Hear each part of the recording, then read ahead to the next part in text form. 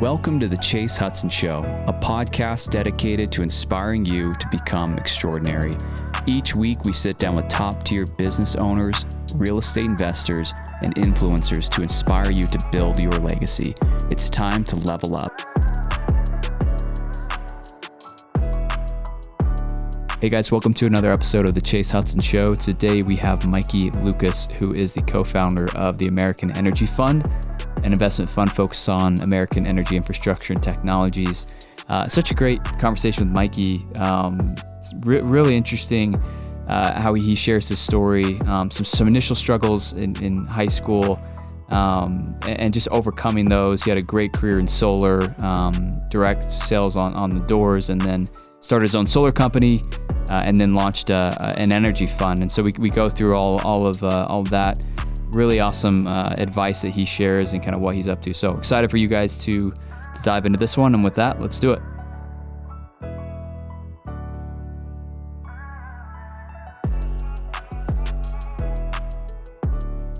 Hey guys, welcome to another episode of the Chase Hudson Show. Today we have Mikey Lucas, who is the co-founder of the American Energy Fund, an investment fund focused on American energy infrastructure and technologies. Mikey has over a decade of experience in sustainable energy, business development, and marketing across several business sectors. He started multiple eight-figure residential and commercial solar companies and has consulted over 200 companies throughout his career.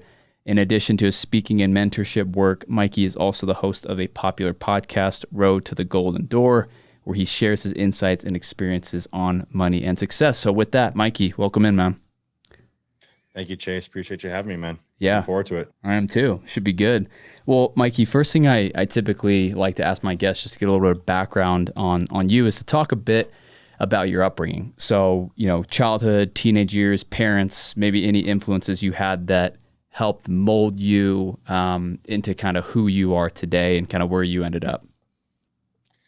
Yeah, you could say I got the traditional American startup family. My family, I'm second generation off the water, second generation in America, first generation off the water. The island he was from in Portugal is where my family's from.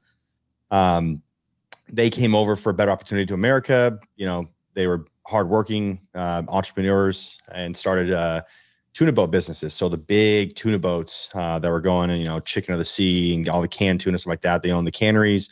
A lot of times the gas pumps on the water, as well as the big boats. So they had a massive operation. So I come from lineage of really some superpreneurs. On my mom's side, same thing.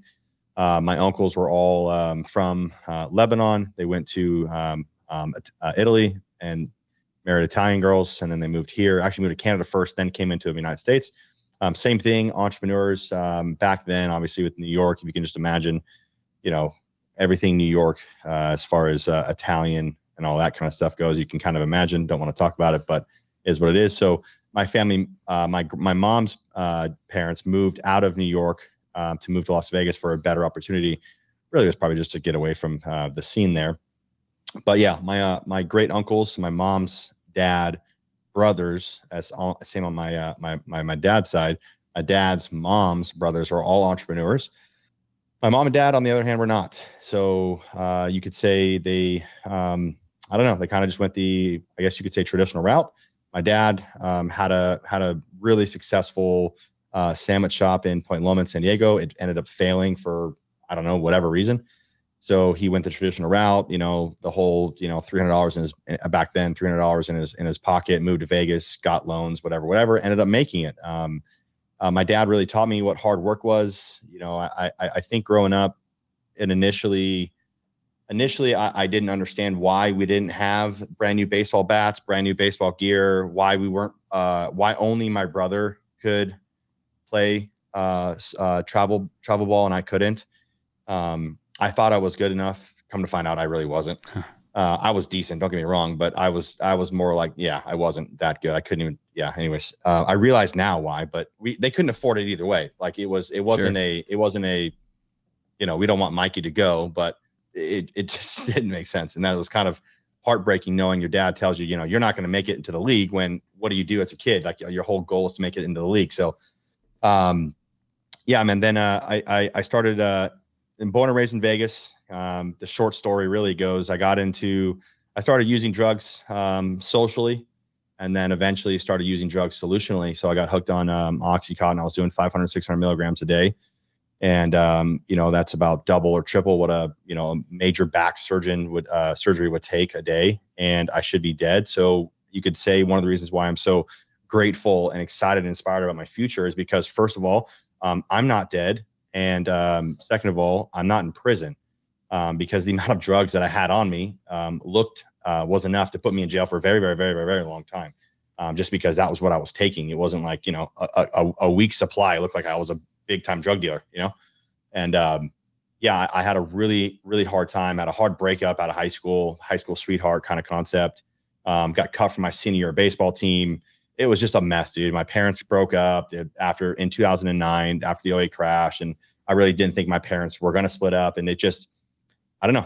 I see now what led up to that, which obviously now I'm learning how to avoid that or mitigate that within my own marriage, and also teach other men how to be men instead of boys who can shave, which is what my passion is marriages fight about money and sex. And I'm not here to teach, everyone how to have sex. I can teach people how to manage their money though better, how to help young men, 20, 30-year-olds, and even obviously older too. It's just, I just say 20 and 30-year-old millennials because that's kind of like, who listens to me most, which is funny, ironic. Majority of people that in my solar career who bought solar from me were not 20 and 30-year-olds, were really 45 and older. So they're taking, financial, I guess you can say, education from a, 20, 25, 30-year-old kid. And I ended up finding out that money it's not scarcity. It's a tool. And really, if you find out, I guess you could say your North Star. For me, I became Christian in 2012 and started following Jesus as my Lord and Savior. And you could tell the difference between 2011 Mikey and 2023 Mikey. I mean, it's totally different. I'm not a Bible thumper. Like a lot of people think, you see a person that's spiritual and whatever. I definitely don't believe all roads lead to heaven. That's for dang sure. I've read the Torah, I've read the Quran, I've read the Book of Mormon, the Hadith. I've read the Quran. I've read all of them and studied them intensely and understood that, there's definitely differences, but I definitely understand that they all say that Jesus is one. So try to understand what that was. I did it because I wanted to die. And, I found out that my value in my life was a lot better alive. And it come to find out, as a matter of fact, the reason why I wanted to die so bad was because I was so valuable. And I really one of my key messages, Chase, is that I need to help men understand their value. And if I can help them see their value, well, we can change the world at least one family at a time. And I will start one family at a time and continue to go one family at a time, on and on and on and on. Love it, man. Yeah. Thank you for sharing that. I love to hear kind of the contrast between your teenage years and where you are today, and being able to, just a great example of the change that can come through, determination, through faith, through religion, through what have you, but just being an example of that. So thank you for sharing that, Mikey. That's great. Well, transitioning to, your early career and kind of, it sounds like you came out of high school, you kind of found yourself a little bit there. And what was kind of the first move for you? I mean, did you think about going to college? I know you got into sales pretty early, but how did you decide kind of your next step? I was on drugs. So the main thing coming out of high school was escape. And, they told you, and I really didn't want to grow up. So the problem was, well, what do I do now that I don't have baseball, football, wrestling? I'm injured now. Not only that, I started to pursue bodybuilding and got injured again. So, something to look forward to. I really didn't have much at that time, other than the next high. So to try to hide that, I went to school and I had an education, what do they call that when you get a scholarship? I had an education scholarship, academic scholarship. And, the downside was I started using more drugs than I had in money. So at a certain point, I didn't have enough money to go to college. I didn't have books my second semester, and then I didn't have gas to go to college because I needed my drugs over my gas. So I said, screw it, I'll buy the drugs over the gas. So I dropped out, and then I got into the restaurants. I started back waiting at a couple different restaurants. My family was able to help me get interviews, not get me jobs, that helped me get interviews at a place in the Venetian Palazzo called Morel Steakhouse. And at that point, I realized, okay, I've got a couple options here. I can make good money, busting tables, 45 to 60 grand a year starting out, which is great money. And then I looked 10 years in the future and started realizing it's not a bad thing. So don't, if you're listening, don't think that I'm saying this is a bad thing. But for Mikey Lucas, I want to swing for the fences almost every single time.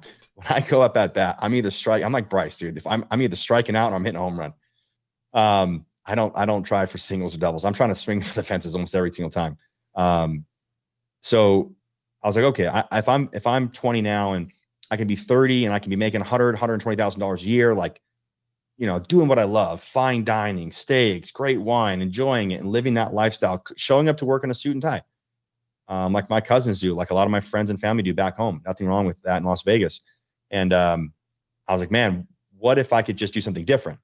And it just so happened that a dude that I was in his wedding was knocking on doors, selling alarm systems, like, hey, man, we just got this major contract. We need warm bodies. And we need you to come out and act like you're a top guy that we just recruited from somebody else. And we'll pay for everything on and on. You can come out and knock doors with us. You'll make 60 to 80 grand a year in the summertime. And then, kind of go from there. I was like, seems kind of cool. So I quit my steakhouse job for the summer and I went and knocked on doors and absolutely, dude, there's a lot of guys that go into door to door and they just kill it. Me, dude, I absolutely suck so bad. I'm talking, it was god awful, dude. I was so bad. I thought I could talk. I was a talker and a smooth talker and all that. And no, not when you're knocking on somebody's door. It was very, very complicated. So I sucked very, very bad. I made enough to kind of make it through the summer and then ended up coming back and got right into solar. And then it just took off from there. So that was really my first determining factor was, do I want to, I don't think people reflect enough. They don't future reflect and then reflect in the past. I don't know. I guess that would be vision cast, I guess people call it, but like reflect in the past. It's like, does your direction determines your destination? So thankfully I was able to, I guess you can say, like, have an understanding or have the wisdom to be able to have that. You can even say guidance at that point too. And I was really willing to do anything, bro. I mean, knock on doors selling alarm systems, it's not fun. Yeah. But I was like, dude, I don't really care. I'll do whatever. I was kind of the whole Jim Rohn thing, figuring out who I would become. And I'll tell you this, dude, the amount of doors that I've knocked, the amount of rooms that I've been, the amount of people that I've closed, installed, and had great experiences with me, I now know why I belong in the room with all these other top performers, multimillionaires, hectamillionaires, billionaires. I belong in that room. I'm just a couple years behind them. Like, it is so cool because we relate. I've got a couple mentors here in Houston that dude's a billionaire, runs a bank, and it's just like, we're just like, I can just be friends with him. And because if you make it through door to door past like 5 to 6 years, people actually respect you because you're like, I couldn't do that for even 5 minutes, and let alone you're doing it every single day, 6 days a week for 5 years in a row. So there's that, like, negative connotation towards like people in door to door, but at the same time, you hear Mark Cuban, Tony Robbins, all these top guys did door to door. I mean, Ray Kroc did door to door, business to business, right? McDonald's. It's like all these top guys did door to door. So I don't look at it as a bad thing anymore. I did for a little while because obviously I was getting chirped in my ear by my parents, get a real job. Why don't you become a teacher and all that kind of stuff? And nothing against teaching. My brother's a teacher and he loves his life. It came down to, Chase, I think, quality of life. What did I want? So I future casted, said, do I want to do this? Do I not? And then I said, screw it. I've got nothing to lose. I literally have nothing to lose. Let's just go. Yeah, I love it, man. I think the skill sets that you develop as a sales, doing door to door, not only the resilience to, rejection, but also, the negotiating tactics, everything. My brother Logan's been in door to door for 5-6 years. And yeah, it's like, even just in his persona and the skills that he's developed, it goes a long way across the board, throughout all industries. So love it, man. Yeah, I'm a closer. I don't like rejection. Yeah. So like don't like if you're listening, don't think door-to-door people just can just deal with rejection. That is a art in and of itself. I don't like rejection at all whatsoever. I don't even welcome rejection, but I just know it's a part of the job. Yep. Love it. Well said. Well, going from, so I just looking at your bio, so looks like Solar City, Solcius Direct Solar. How long were you in the solar game, door-to-door game, and kind of what was your experience like with these different companies that you're part of? Dude, I came in as a rookie to basically all these companies, and Solcius and Direct were slightly different, but at Solar City it was, dude, I got put in the number one office of the number one company in the entire nation. And these guys were just like regular guys, a lot of them from Utah, 5, 6 kids, married, and they're just out there slapping glass, 10, 15 deals every single month. Like it was just like clockwork for them, and knocking on doors just with their clipboards. Back then we didn't even have iPads. My experience really was I really wanted to be, Chase, on a winning team. And that was what my heart desired, bro. I wanted to be around other guys that really wanted to win. Not that it was perfect for them every single day, but I ultimately wanted to be around guys that wanted to win. In high school, we didn't even talk about winning state championship. Like it wasn't even like a thing. And I would ask them, like, why aren't we talking about state champ? Like, we're in summertime, we're like preparing for this championship, right? Like, what are we running for? What are we doing all these drills for? I'm like throwing up over here. Are we not, like, we're just going just to get beat by, Gorman, by Paolo? Like, what are we doing here? So I wanted to be around winners, people that also respected their wives and their art. So I was a sponge, man. I went in and I did what a mentor of mine, Chris, told me in the past, years and years and years ago. Davidson, he owned a Speedboat magazine and the Elvis Museum in Las Vegas. A good friend of mine's dad, and he said, "Here's the one thing I can tell you. He's a big entrepreneur. One thing I can tell you is to show up 10% before and 10% after work. So in other words, if you have an 8-hour shift, you show up 20 minutes before work, like already ready to go, not like buttoning up. No, like if you want to button up, get there 30 minutes before, go do your bathroom, whatever you got to do, get on the floor 20 minutes before you clock in and start helping. Get things set up, get ahead of the game. And then 10, 20 minutes after, and in that moment, I realized that if I just stayed a little bit before, a little bit after the meetings at Solar City, at Solcius with Direct, and then beyond, I realized that then I started to get into those conversations where these guys were like, "Hey, Mikey, like, you're still here. Do you want to lock up the doors?" Absolutely, 100%. Is there anything else I can do for you guys? I just wanted to serve. And the moment I started to realize that the more I served, the more like joy I guess you could have. And it wasn't like an instant law of reciprocity or anything like that, but there was a fulfillment there, because that's what we were growing up. My dad was the leader, and we just wanted to serve my dad, and that's how I understand that work was supposed to be. So there's no, and even in my businesses now, there's no task that I'm not willing to do. I mean that. Like, I will still do cold calling. I will still clean the toilets in my house if I have to. Like, absolutely. There's nothing. I mean, obviously my goal is to become as efficient, effective, and productive and fire myself on the way up, but every single time I can, but there's nothing I wouldn't do. So I was a sponge, man, and I wanted to serve the leaders, and I wanted nothing from it. I wasn't looking to climb the corporate ladder. I just wanted to serve so I could get proximity and be like, what are these guys actually like? And I just did that day in and day out, man. Just showed up. And that's what the same guy Chris told me to do. He's like, "Man, you're already good looking. That's half the battle. Like 80% of it you already got." And he's like, the other skills that you'll learn and grow in. But yeah, I was just a sponge, man. And then at Solcius, I started to get my first leadership, my first real position leadership opportunity there. And the owners, Kelly and Brian, they really respected me because I also performed and did what I said I was going to do, which apparently in door-to-door is just not a thing, So it's kind of interesting. If you just do what it doesn't matter what industry you're in. If you just do what you say you're going to do, you're going to get ahead, And then at Direct Solar, built something from the ground up with an old partner of mine. Didn't end well, but we're good now. We're friends now, and we built something and it's still operating. And they're a great installer now out of the West Coast. And then I ended up starting my own dealers, bro, from there, and built 4 8-figure solar offices, and it was awesome. That's a great run. Yeah. So is that, I want to talk about great solar deals. Was that your own, would you call it your own solar company, or were you an installer? Yeah. Or what were you? So how would you describe that? We were a sales org. So greatsolardeals.com was built to be a solar brokerage, like hotels.com. Okay. And so we wanted to partner with the top installers to have every panel, like, instead of, because at Solar City, it was like you had one panel, one inverter, one finance option.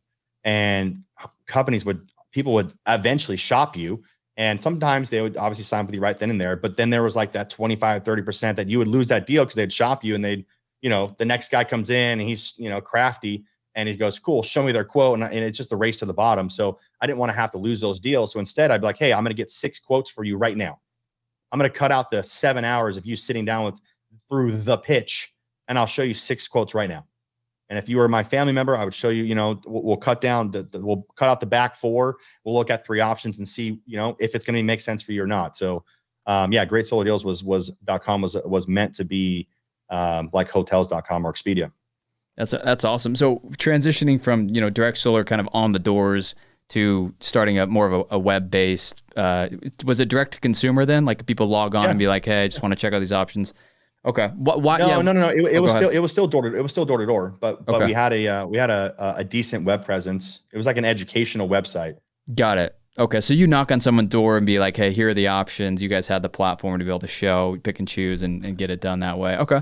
So how long did you do greatsolardeals.com? That was about 3 years, a little over 3 years. And then I exited in 2020, late 2021. So 19, 20, and 2021. And then I exited, sold to a company that eventually just got bought out again. And that's when I realized I couldn't start up another company at the time. So I started getting into consulting and just said, really, I was like, hey, let me come in and be the cool uncle that gets to come in and say the exact things that Chase is saying to all his people. But I'll say it in my tone. And that's where I got my experience getting under the hood of all these other companies. And it was really interesting. I saw so many cool things that people were doing that I was like, dude, if I would have known that when I had my company, my gosh, man, I would be so much more efficient, effective, and productive. But then I realized that most of the companies that I was worked with were just like a fraction off, dude. Like they were so close that that breakthrough was right there. They were like 1 centimeter off from a major breakthrough.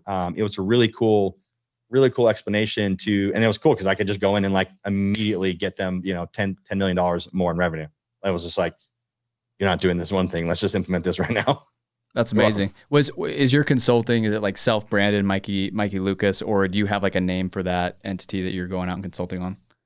Yeah. So I worked, initially I worked for a company called Door to Door Experts, which is Sam Taggart based out of Utah. Yep. That's where I started at. And, it was a 6-figure salary, basically job where I would, it was just fun. I did it one because Sam gave me an opportunity in 2017 that nobody else gave me the opportunity to do. And he brought me back into solar. And so I don't feel like I owed him, but I wanted to give back to him. I wanted to serve him. At that time, he needed help with really good consultants that have done literally what I've done, which is starting multiple organizations and scaled multiple sales orgs successfully and recruited from the ground up. from scratch, not went and bought a bunch of guys, not recruited guys over like in a whole office. And now you got an office of 50, scratch. You work at McDonald's, you work at the Outback Steakhouse. Let's get this band of brothers going. So he really needed that help. And it was fun for me. And I was able to do it as I was transitioning out of the business. And then I ended up leaving and starting the fund. And then at the same time, Dan Fleischman, a mentor of mine, and Cole Hatter, both were like, hey man, if you're going to start a fund, an energy fund, you need to have a day job. So I just started doing individual coaching, called Golden Door Formula Mastermind. I did individual coaching, where I would take top Golden Door Award winners and teach them how to go from 130 installs to 260 installs in a year. just by becoming more efficient, effective, and productive. And I keep saying that word over and over again because literally I have that ingrained on my forehead. How do you make a top dog go from 130 installs, which is a top 1% in the industry, to go to double? First of all, become more efficient and become more efficient. In other words, help them hire, find out their structures. What are they doing after the sale? How are they following up the homeowner? Like getting their pull-through rate. In other words, when they sell, is it getting installed? Are they doing, thank you cards, gifts? What are they, are they communicating with their homeowner? Well, I built a software for them that basically creates an automated customer experience where it creates raving fans and maximizes referrals for those guys. And then I would teach them, obviously at that point, I'm like, hey, I mean, they knew, I'm like, hey, if I help you make more money, you're going to hopefully give me money one day. And a lot of them did, which is awesome. But, yeah, no, it's called Golden Door Formula Mastermind is the individual coaching side of it. So it's not major. I just, it was my day job and I love individual coaching. It's just, it's not solar money, with solar money. If I showed up to work, I'd make $750,000 a year, just showing up, doing what I love, knocking on doors, riding a Segway scooter around, make $700,000-800,000 a year. So coaching, you can obviously scale it and make great money, but my goal wasn't to become a consultant, even though I was really, really good at it. I really wanted to take guys, for instance, like yourself, Chase, and show you how to go and make $10,000, $20,000, $30,000 a month in passive income that these guys didn't have the time to do. Love it, man. That's super interesting. And I've thought about, I've always thought about coaching as an interesting, segue from like a full-time career into coaching. And I say, like, in Utah specifically, there are a lot of people who coach, right? And I think I've historically been a little bit like pessimistic, like, why is he coaching? Why is he not just executing? I don't know. What do you get feedback on that? Like, What are your thoughts on people who pursue coaching as a full-time gig rather than, and you see it a lot in the real estate space as well. It's like, I'm going to teach people how to do real estate, but I'm not going to do real estate. So I don't know. It's like, I've always looked at it with a little bit of pessimism, but I know there's value there 100%. So I don't know what your thoughts are on that. Yeah, no, oh man, put my foot in my mouth right here. Hopefully not. Yeah, I've got a strong, I guess you could say, opinion against coaching like that, because I was the one in the field. I was the one going out and doing it. So when I see coaches that are in solar or in real estate that I know did not do that, and that's the hard part about what we do, Chase. Somebody could have less experience than Mikey Lucas, less sales, less installs than Mikey, but have better marketing. And there you go. Sure. The guys are going to buy it. So it is what it is. It is what it is. I think the people that I attract are the ones that are ultimately looking for clarity on how to get and how to exit. And that's what I do. And I teach them how to do that. And, I guess you could say I did consulting because, well, I love coaching. First of all, it's fun. It's just not I don't know.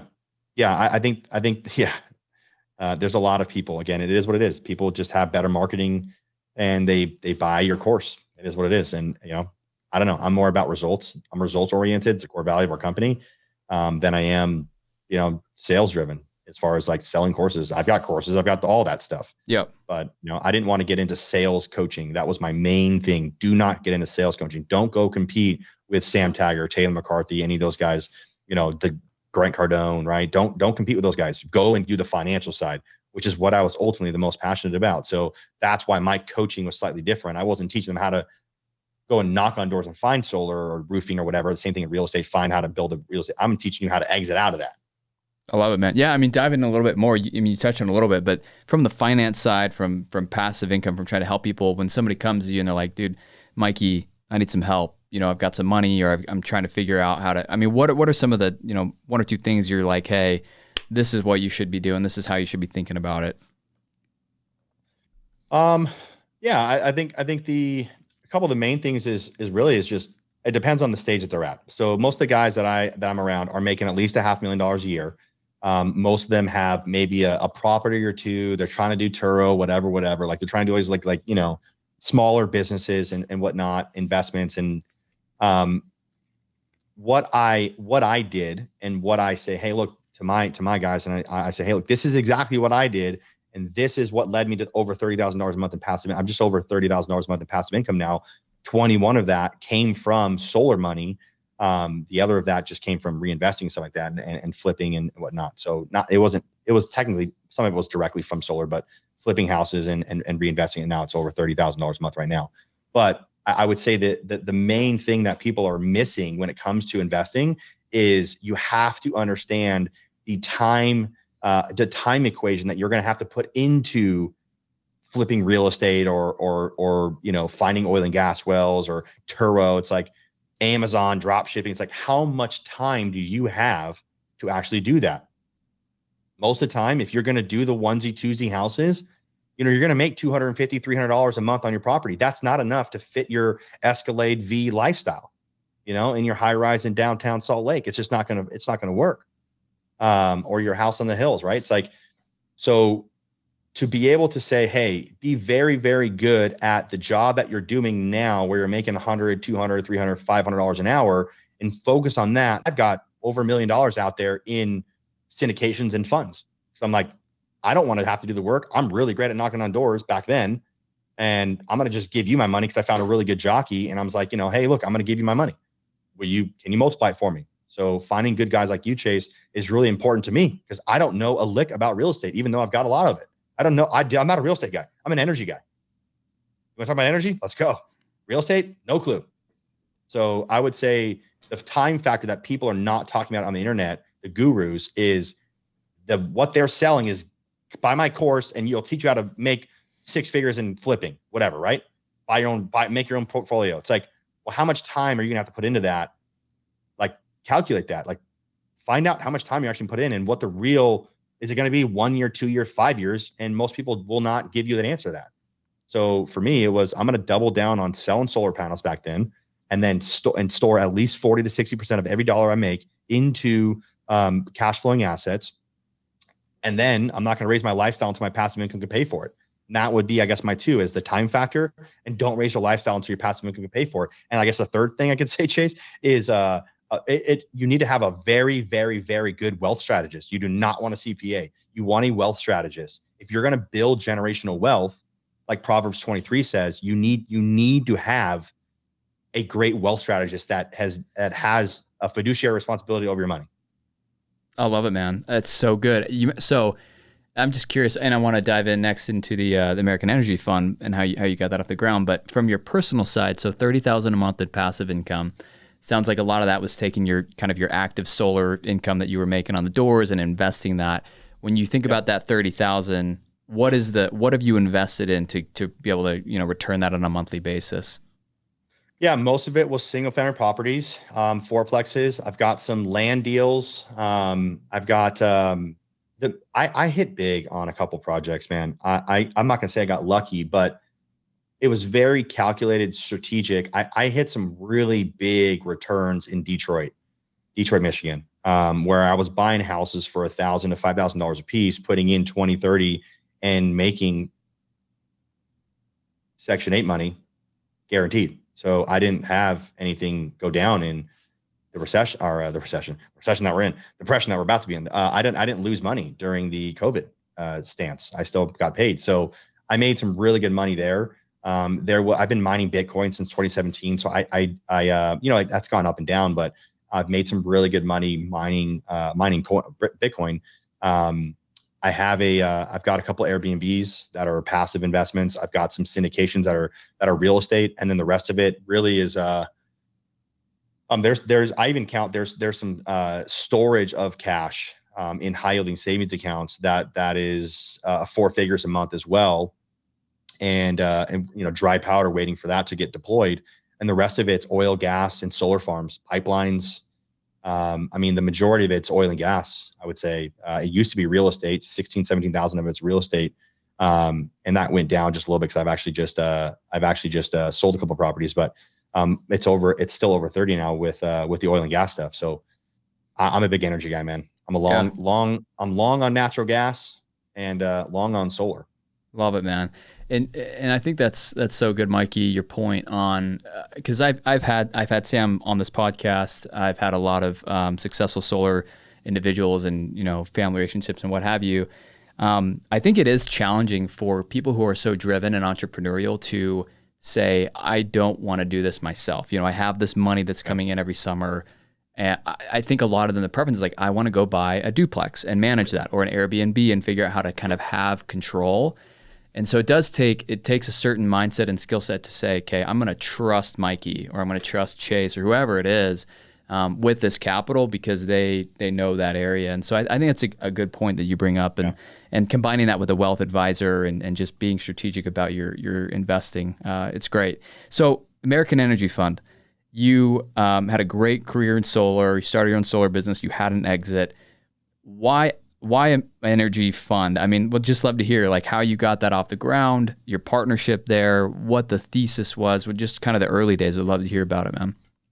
Sure. Yeah. So I was at a mastermind and knew that. So what's funny about Mikey is that he, for whatever reason, tells everybody about his dreams and goals. So I was that, and I would buy the t-shirt before I had it. So I had a GTR t-shirt for a very long time as a kid growing up, and I would still wear it. I still have it. Eventually I got a GTR, Nissan GTR. I had a Tesla jacket before I had a Tesla. And what's funny is people used to call me the Tesla boy, because I would talk about Elon a lot. It is what it is. And then I eventually had a Tesla Model X love that car. Great car. The fun thing, I always told people that I was going to become the bank. And I said, my long-term goal, Chase, is to become the bank.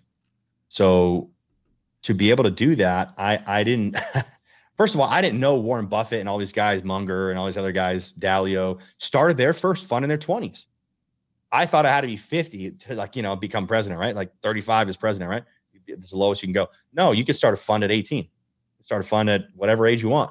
And these big guys that are, multi-billionaires, they started their first fund in their 20s. So I was like,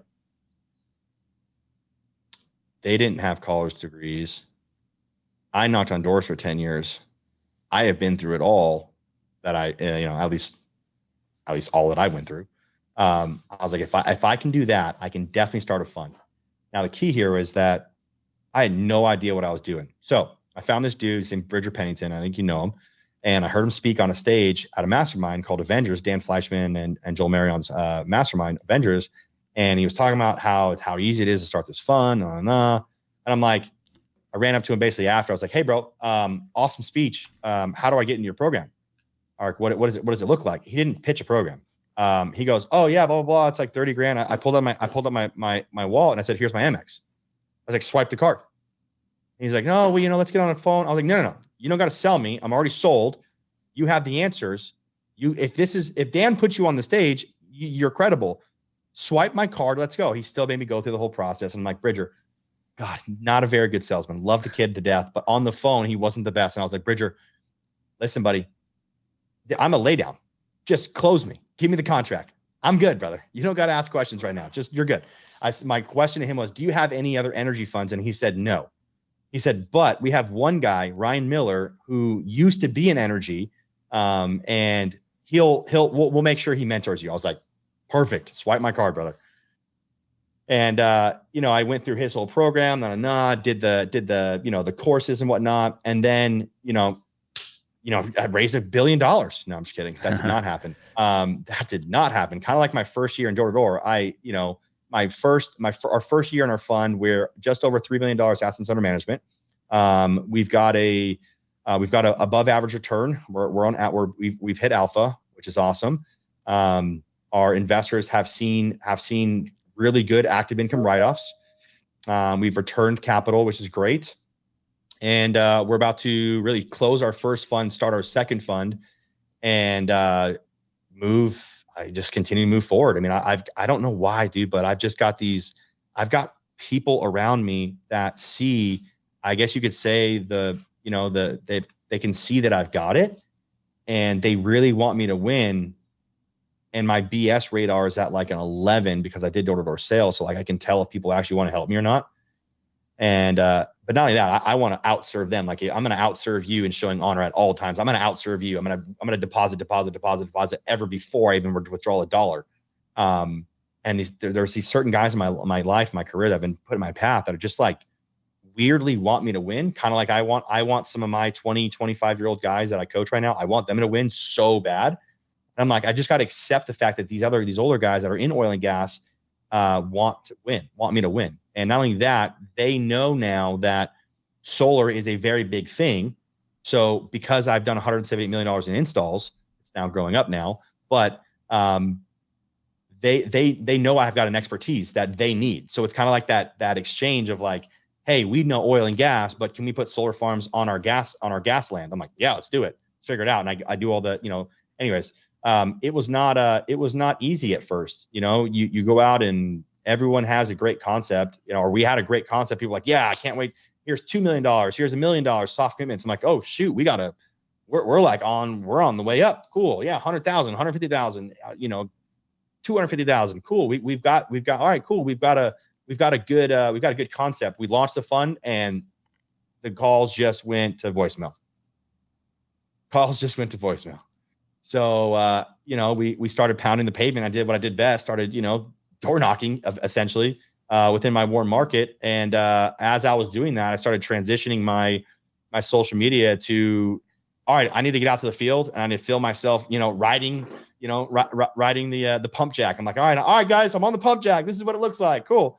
This is the gas pipeline. This is the refinery. This is what it looks like. So I started just educating people because people are like, I don't know a lick about oil and gas. I know real estate, but I don't know a lick about oil and gas. So I just started doing education stuff and started putting stuff on the internet, LinkedIn, YouTube. I mean, I was like trying to get all these places to write articles about me. And, a lot of it went to the dirt and didn't go anywhere, but I just kept on swinging. And we've hit a really good return. I can't tell you to say the returns, but we're doing really, really well. And natural gas as of today, natural gas has hit the floor. And so we're just buying everything, dude. We're buying so much natural gas production right now. It's not even funny. And, yeah, dude, I'm a billionaire. They just haven't paid me yet. And not only that, I will walk my happy self out to the field to help fix these wells. I'm not going to sit in an office and say, when are these wells going to go up? No, bro. Like with solar, I'll jump on the roof, harness up, and put panels on. If you guys are down a guy, I'll jump on the roof. I'll do whatever. If you need me to lay pipe, whatever you guys need me to do, I'll hop on. It's a very great character trait that why people give you so much money is because you'll actually go the extra mile, which is so funny because if you just go not the second mile, but the third mile and fourth mile, you don't go the extra mile. The extra mile is now crowded. The second mile is still crowded. You got to go the third and the fourth mile. You go the third and the fourth mile, it's wide open, blue ocean strategy, brother. So if you just go the third and fourth mile, which I know you do, people are going to continue to give you money. And that's why they give me money. Cause it's just like, hey dude, like I'm no BS guy. I'm big, like emotional, whatever roller coaster, but like, when it comes down to business, brother, you take care of business. So good, man. I love it, Mikey. I'm curious in your guys' fund, and I don't know much about energy, to be honest. I don't really know anything at all. So when you guys think about your investment, thesis, when you go out and raise capital, what are you investing in? Is it energy stocks? Is it actually directly into like syndicated oil deals and pipelines? Like how do you get dollars out and invested? Sure. So our fund's investment thesis ultimately comes down to invest like a billionaire, not like a millionaire. So in this case, we invest into direct interest into oil and gas wells, mineral rights, pipelines, and solar farms. So, and then we also do bridge loans as well for small operators, highly collateralized bridge loans, which is really awesome. Convertible debt. It's really cool. We want to own the actual wells themselves because first of all, it's best for the fund. It's best for our investors because we get active income write-offs, not passive income write-offs, active income write-offs. And some of these wells last 50, 60, 70 years. And the good thing about that is that as long as there's a decline curve, because it's not an ongoing asset like a real estate house could be, it will eventually, in theory, run out. So as long as you sell before the decline curve hits zero, someone on the market will buy it. But some of these wells, Shell and Chevron were next to their fields here in Texas. They've got what they call legacy wells, that these wells have just been going 50, 60, 70, 80 years, and they look old. They don't even touch them. They're just old, legacy wells keep cranking. So yeah, we buy we buy direct interest in non-operating. So we don't actually do the operations, even though I will get dirty. I did buy my first cowboy boots Nice. to get out there and get dirty with it. But yeah, we buy direct interest in oil and gas wells. And the good thing is that we have the off market as in real estate, same concept, the off market deals. And that's the key. If you don't want to buy off, oilandgas.com, oilprice.com, you need to find the off market deals. If you don't find the off market deals that, you need $10 million to get into, $5 million to get into, you're going to pay retail. And there's nothing wrong with that. Nothing wrong with paying retail. But when you're with us, you don't pay retail. We don't do retail. I'm a master negotiator. Love it, man. And if it's not going to help my fund and my fund and my investors, we're not going to do it. Yeah, absolutely. And so it sounds like for these direct oil and gas deals, and you're going in and investing with them, are you finding and partnering with, I guess, on the real estate side, it's like a sponsor, like an operator, someone who is running the day-to-day at the property, the asset management? Are you partnering up with, let's say, John Smith, who's got a piece of land in Houston, who's got pumping oil out? Are you going to him, partnering up, throwing dollars at him, and he's kind of running the day-to-day show? Is that how it works, or are you guys a little bit more involved? No, we are absolutely non-operating. So we do come out. It's mostly for a photo op, but we will go out there.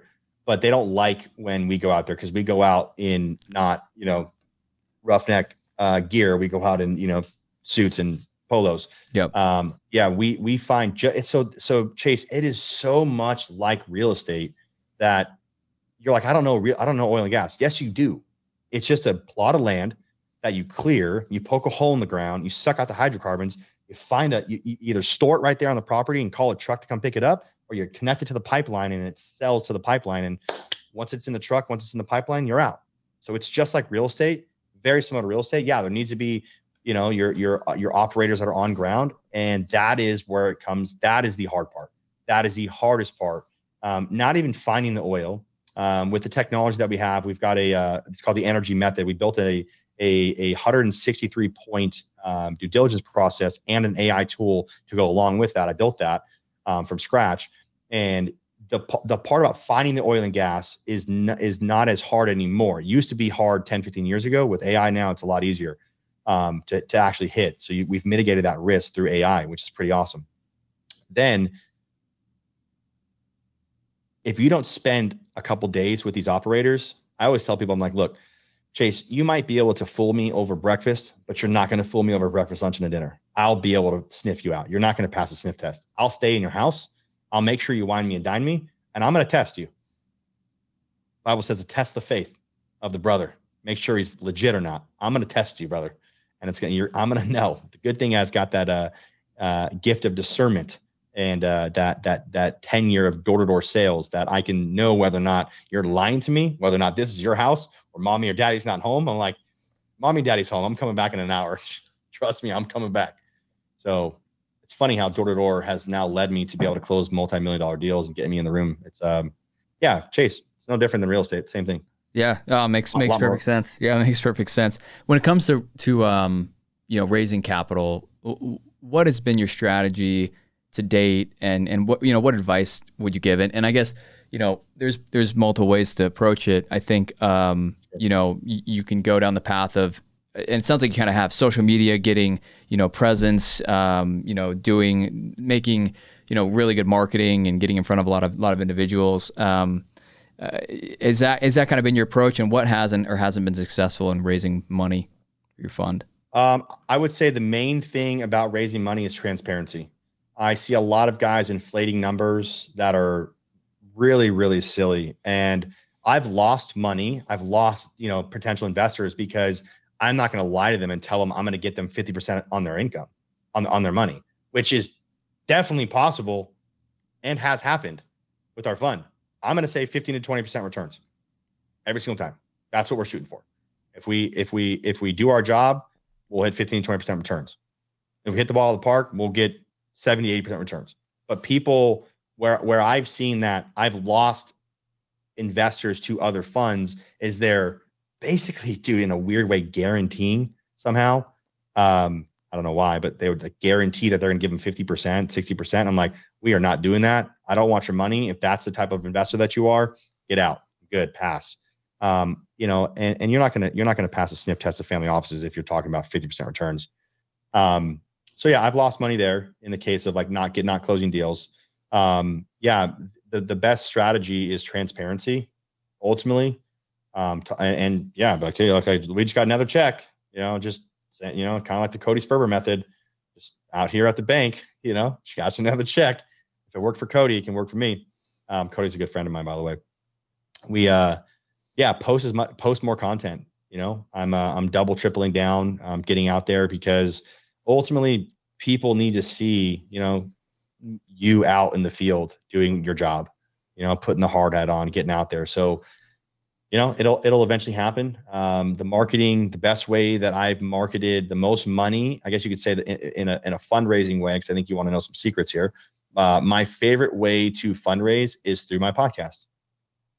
I interview my client avatar, and only my client avatar, literally. My client avatar is a Golden Door Award winner that makes $500,000 to $1 million a year. That's an accredited investor. And I want to interview you because you're an accredited investor. But not only that, we're so much alike that you're like, I need to have that guy Mikey in my corner, because Mikey actually is one of the real ones that will actually take care of me. And I don't just point people to energy. I'm like, hey, you need to call Chase. You need to call, Bridger for his whatever, his crypto fund. You need to call XYZ guy over here because he's got a land deal, right? It's not just my fund. So I think that transparency side of it too, is like, I'm not looking for all their money. I'm only looking for some of their money. That's a really cool way that I've noticed that if I just do that, they don't think that I'm, I guess a scam artist or whatever, but transparency is key, man. Yeah. Couldn't agree more, Mikey. I think really smart how you're approaching your underwriting and delivering, estimated returns and not overselling. I mean, I think it's dangerous to overpromise or fudge the numbers or what have you to try to win business initially in the short term, when in the long term it's going to cost you. And then with your podcast, it's very smart, man. And I've seen a lot of benefits, as we mentioned before we started recording, with doing this podcast and just being intentional. Can't wait to give you money. Yeah, dude. Let's do it. Would love to find some deals to work on together. Be a lot of fun. Last couple questions, Mikey. Just talking about your fund. How has that been from an oversight? Managing kind of the legal upkeep, reporting. I mean, you've done direct deals in the past. Now you're doing a fund. What benefits have you seen from the kind of the fund structure? That I can legally talk about it. We're a 506c Reg D fund, so I can legally talk about my fund on the internet and not get in trouble for it. Yeah. So that's one of them. The other side of it is I partnered with the number one, depending on who you ask, number one, number two paralegal out of New York, real estate paralegal out of New York City, and his legal expertise is above most lawyers and attorneys.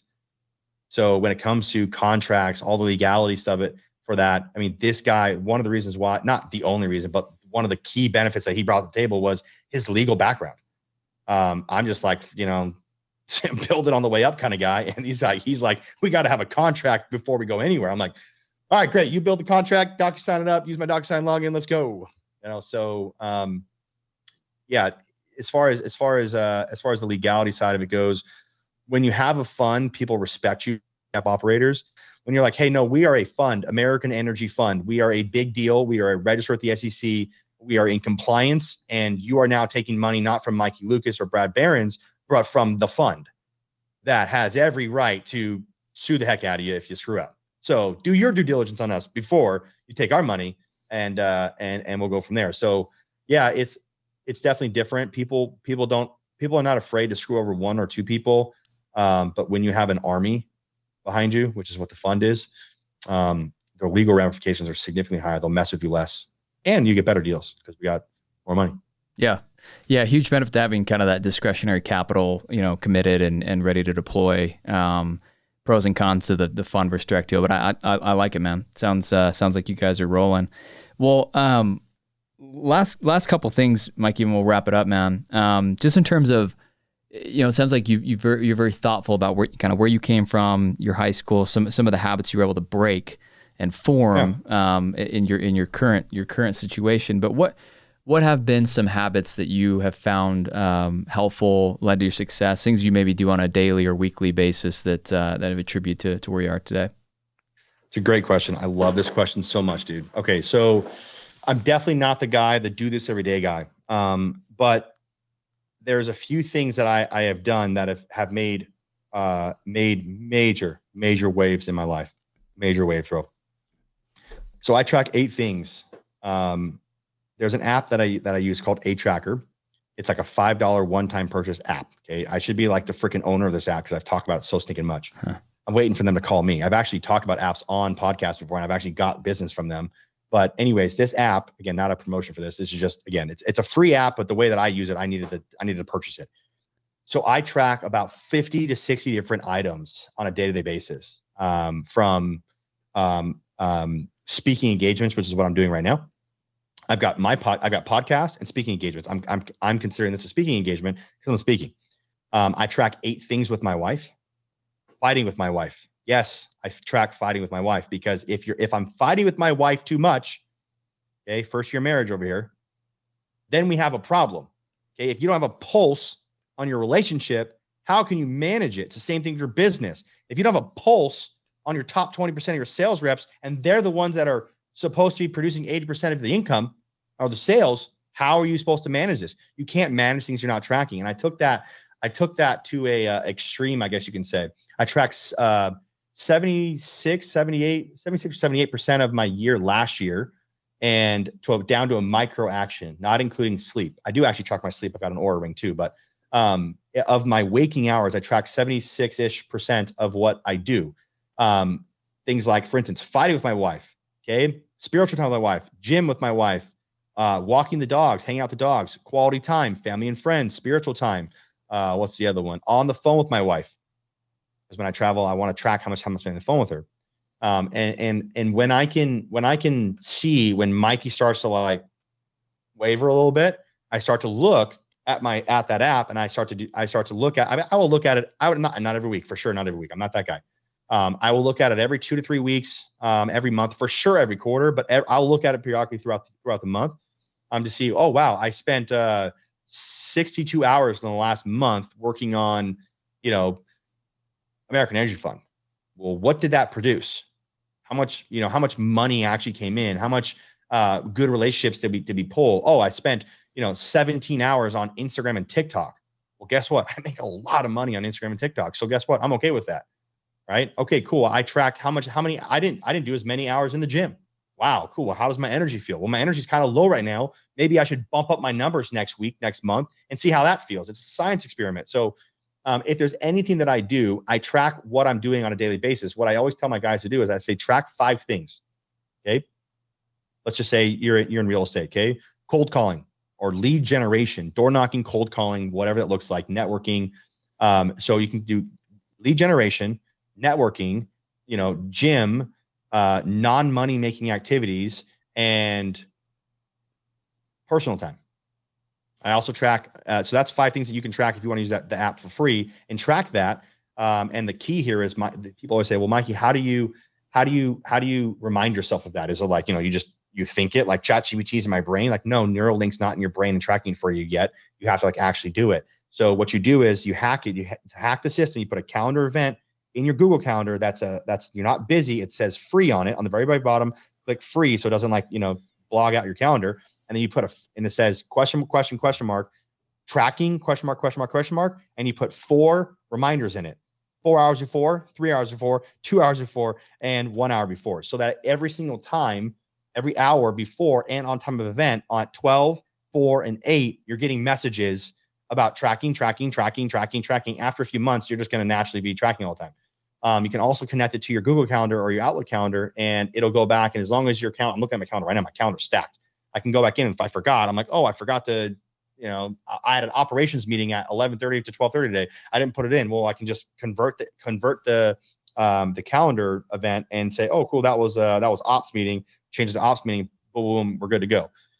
So if you can't manage things you're not tracking. So I'm a little weird when it comes to that stuff. I know I'm the anomaly, but that is one thing that has let me become more structured, organized, systematic, and efficient, effective, and productive. I was just wasting time, Tasmanian devil, moving, but not really getting much results, which is why I told you, or one of our core values for our company is results driven. So that has helped me dramatically. I would say going on scooter rides. So I use an app called ClickUp. So it's like a ClickUp Monday and a Sauna. They're pretty much the same things. So I have repeat events where one of my coaches is like, hey man, like you need to explore because of like however your spleen and all stuff is. You need to like explore. So I'm like, okay. So every single month, once a month, I'll go and do dream building with my wife. We'll go and look at new builds and we'll walk the house and let her dream, right? Whatever. And then the second one that's reoccurring every single month is I will go and find a new coffee shop. So I just got to go find a new coffee shop. For whatever reason, that checkbox works right now. It might not work in 6 months from now or 6 years from now, but it works right now for Mikey Lucas. So finding a new coffee shop every month is really important to me. Exploring. Plus, I'm in a new city. I'm in Houston now. I'm from Vegas, but I'm in Houston now. So exploring is also key. And then the third thing is every single week, I need to go on a 30-minute scooter ride. This is in the calendar that I have to check that thing off. So I have to go and I have a Segway scooter that I used to go door to door on, and I just go and, scooter around, Houston. And I just go fun, have fun and be a kid. I'm a 31-year-old kid still. And, I still just go have some fun. So like the bird scooters and all that. So having things in your calendar, I think men, we need repetition. We need consistency. On January 1st, April 1st, August 1st, October 1st, is a repeat calendar event for reflection. So I used to do reflection on everyone's New Year's resolutions. Well, I was like looking backwards, like, dude, did I like what I did this year? Right. And I started at like 20 years old. When I became 21, I was like, man, I grew a lot since 21. So if I can just get a little bit better at 22, we're on the right trajectory here. Right. Your direction determines your destination. I think James Clear talks about it a lot in his book, Atomic Habits, but you should be far more concerned with your trajectory than your current results, is what he says. And so that's Chase. That's kind of the things that I do on a daily basis or weekly basis. I track a lot of things, and then I just say, do I like this? It's the whole. I forget who it was. I think it was Steve Jobs said, like, Steve Jobs or one of those guys. Steve Jobs, maybe. Anyways, he said, one of those guys said, one of the tech guys said, if you're in a position for too long, you wake up, you have too many days where you're like, I don't want to freaking be here. Too many days in a row. Not that you're not going to have those, but too many days in a row. For me, it's like too many months in a row. I have to like stretch it out. It's like, I can't do too many days because I really don't like anything that's going on right now. I've had that too many times in the past running solar companies. So if I'm like too many months in a row where I don't like this, I should get out. It's the same thing with tracking. It's like, hey, if I don't like the way my marriage is going or my spiritual life is going, my physical body is going, my relationship with my mom, relationship with my dad, relationship with I feel guilty if I don't have time with my nephews and my nieces. So I got to FaceTime my nephews and my nieces. If I don't do that, Chase, like I'm not fully present, fully here. And if you don't track that, how in the world do you know what really fulfills you? Love it, dude. So good. Yeah, so much to unpack, man. You talk about tracking so much, and I think that is so important to the accountability and just actually seeing results. I think for me, sometimes it's easy to be like, well, dude, I just need to wake up and do stuff, execute, do stuff. And I'm on calls, I'm on emails, you feel like you're working, you're being productive. But if you take a minute to look at, at the end of the day, like, okay, what did I actually do? Like, what were my metrics? What did I, and so creating that some sort of tracking system is so important. Something that I'm working to improve on as well. Well, that's great. That's so good, man. Last question, Mikey, that I ask all my guests is to just, if you could try to define success for you, when you think about life in general, work, family, health, I mean, just, when you think about the end of your life and a life well lived, what does success look like for Mikey Lucas? Success to me is making my dad and mom proud of me and restoring honor to my family for life. But then also that when my kids one day and my grandkids see their grandpa and their father, that they can be proud of and have a standard that has been raised even higher than what my dad's already done and what his dad has already done. Ultimately, it comes down to, I understand people say, it's not about what you do for people, it's how you make them feel. I really, really, really care about helping the young generation, 20 and 30-year-olds, understand finances so that we can lower the divorce rate. If I have to do it single-handedly, I'll do it. But if I can have a band of brothers going out there helping lower this divorce rate by helping guys become more financially independent, financially free, so they can fight less with their wives, and that would be very. I would feel like I did my service to this country and to my God. Love it, man. That's great. Great mission. Great definition of success, and love it. Well, this has been awesome, Mikey. Thank you so much for taking the time. Really great to hear your story, and yeah, looking forward to getting to know you further and hopefully working on some stuff together in the near future. Let's get it, man. I'll come in person next time too, bro. Yeah, let's do it. Thanks for listening to The Chase Hudson Show. If you liked what you heard, please leave me a review and subscribe to this podcast. Reviews really help us to find better guests and to improve the overall quality of the show. If you'd like to connect with me directly or want to learn more about investing in real estate, send me a DM on Instagram at @officialchasehudson. Again, we really appreciate you listening, and we'll talk to you on the next episode.